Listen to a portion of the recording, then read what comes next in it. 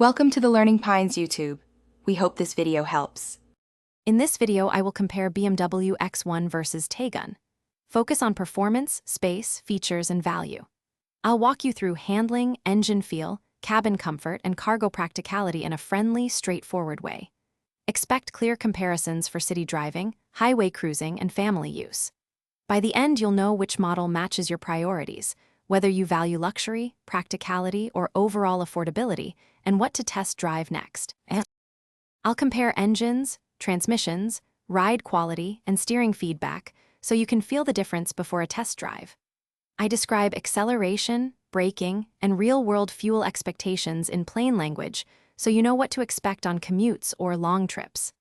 I also point out how suspension setup affects comfort and cornering for both urban potholes and winding roads, helping you choose based on driving style.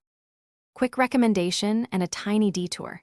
If you like neat trunks and organized lunches, try leak-proof containers that seal well and fit most car cup holders, perfect after a test drive.